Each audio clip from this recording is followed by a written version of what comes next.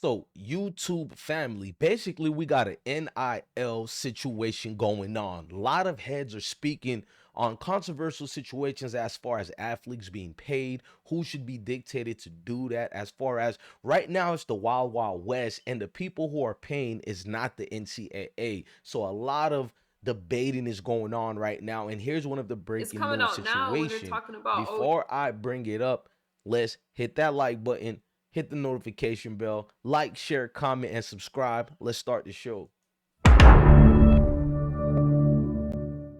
Drop them. Zoe hit her with T-Sweat. And now her panties all wet.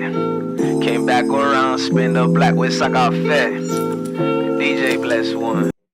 So now I've told you about this situation. I need you to look at it like this. So a lot of heads in football haven't been feeling good about the concepts of college football today. You got a lot of people are being paid and they don't know where some of the money is coming from, and there's no salary cap. So with that, you have a lot of things that have watered down the postseason bowls and things like that of that nature. So the new NIL contracts, basically, this report said, could phase out bowl opt-outs. Now, speaking of displeasure with the NIL era, players opting out of bowl games have significantly watered down anticipation for college football postseason in recent years. So yeah, they basically look at it like, look, man, we got all these teams here now where it could have been the Alamo Bowl, it could have been the Wendy's Bowl. Those games used to matter, and I ain't gonna lie, I remember that in the '90s and early 2000s.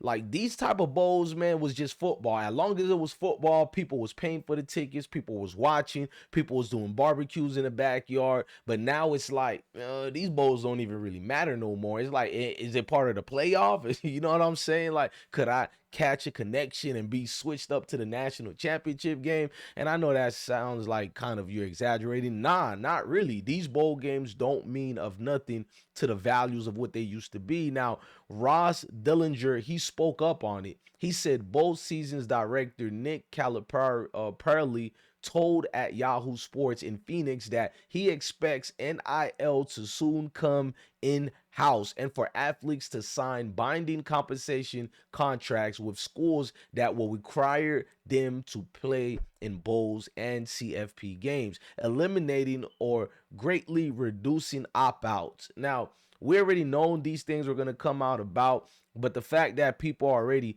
breaking it down, you can see better systematic plans they have. Now, Ross Dillinger wasn't done speaking. Now he said, I had a meeting with Charlie Baker and we discussed that on the national level, what needs to happen for everybody is collectives needs to be brought in house, and universities needs to manage that. I think that will come with that as well. This is what he wrote, y'all. I'm not writing this, so when I read it, I'm reading exactly, precisely, verbatim the way they write it. He says, I think what will come with that is we'll see agreements much like any other employment agreement between athletes and a university, now compensating them, whether it's employee or employer relationship or inducement contractors. And when we see these binding agreements in which they're student athletes, you're going to see the student athletes that are required to play in the 12 regular season games,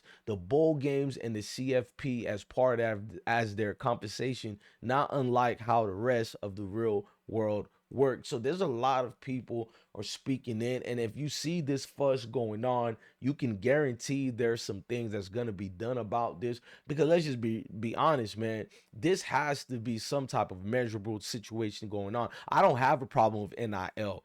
I've wanted players to get paid for so much. I just didn't realize a lot of players ain't gonna work no more and all that. But that's cool. This is the world we live in. It's a capitalist society slash country. So these players are entitled to that according to the Constitution and the rules. So I'm not mad at that, but there should be some type of regulations. And if you ask me, I feel the NCAA should be the ones that are paying these students, because then you can hold them more accountable. Because I find it hypocrisy of the democracy when the NCAA representatives or anybody who work with the NCAA that's complaining about this, when you guys are not the one allowing this money and paying this money? No, it's random people such and such, i.e. alumni. It would be kind of some form of lobbyist going on sort of with our politicians, but in the college perspective way. So I'm not really mad at it, but it's a lot of people could be called out. I think all this comes down to the NCAA washing their hands. As long as they're not the ones doing the payout, they could really care less, but they're going to pretend they're having regulations. It is what it is, man. Look, man, I'm not really complaining. I'm just giving my perspective and reading other people's perspectives. So we got a guy by the name of Pat Lamar who also chimed in. He said, will there be a school salary cap? So school A and League A can't pass out millions more than school B in the same conference. Also, all of these financial transactions should be made public and posted so everyone knows where they stand. I don't agree with that part right there. That sounds like another man trying to control, what and whom get paid or whatnot. I'm not really in control of that or in support of that as what I'm really trying to say, but it is what it is, man. If you guys have your opinion on this, let me know in the comment sections right now. Also, I have a new video coming out about the NCAA college football 25, but right now, man, we got more prime news coming out. Some of these rejects, transfer rejects, that is,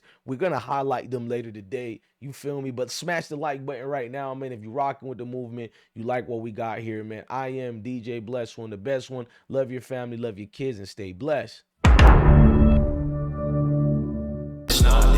I smoke G Mike with the magic. He my dog, he died in traffic with that brand new Glock 380. Went to see the voodoo lady. I'm on hot shit right now. That woo done turned me crazy. With a brand new black Mercedes. It's the stay la vie, my baby. I see so many Z's, it look like double Z's. OMG, red and blue flag hanging on my back. Extra swag, 90210. You know I'm from the Rose. Rock and roll, I'm motherfucking Lauderdale with the sag.